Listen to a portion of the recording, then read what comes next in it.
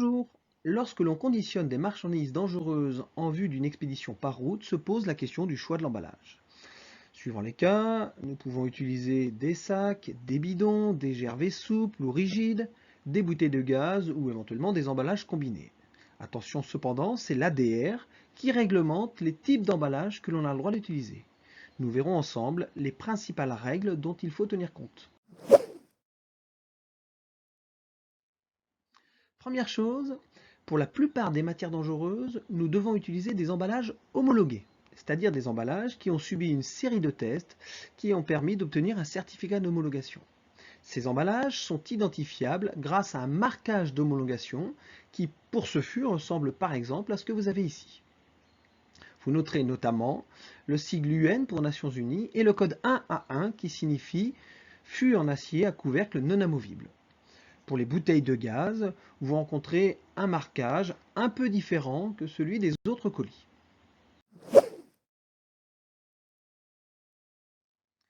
Pour chaque matière dangereuse, le tableau A de l'ADR colonne 8 donne des instructions d'emballage qui sont en fait des listings d'emballage utilisables pour la marchandise en question. Les codes commençant par P renvoient à des emballages de type bidon, fût, sac, bouteille de gaz ou emballage combiné. Les codes commençant par IBC renvoient aux grands réservoirs pour vrac. Et les codes commençant par LP renvoient aux grands emballages. Bien. Ces listings, si on prend l'exemple de l'instruction P001, dont voici un extrait, nous précisent quel est l'emballage utilisable. Par exemple, un fût en acier à dessus non amovible de type 1A1, dont le volume maximal est de 250 litres pour les matières de groupe d'emballage 1 et de 450 litres pour les autres matières.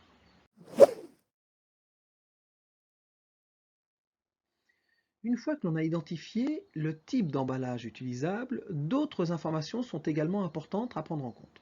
Première chose, la lettre Y que vous voyez ici.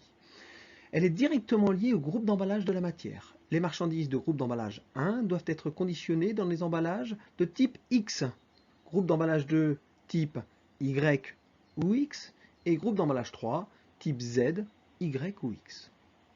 Autre élément important, les emballages sont homologués pour un certain poids, ici 150 kg.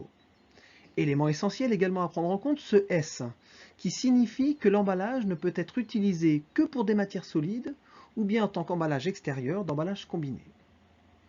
Enfin, pour les emballages plastiques, sachant qu'ils ont une durée de vie limitée à 5 ans, le marquage doit être complété par le mois de fabrication.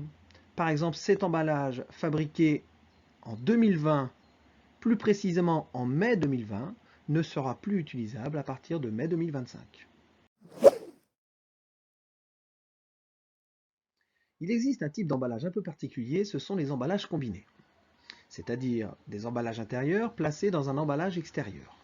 Eh bien, ce ne sont ni les bidons, ni le carton qui sont homologués individuellement, c'est l'ensemble. Autrement dit, c'est l'ensemble bidon plus carton qui a passé la batterie de test qui a permis d'obtenir le certificat d'homologation et le marquage. Cela signifie que l'un et l'autre ne sont pas dissociables pour une opération de transport.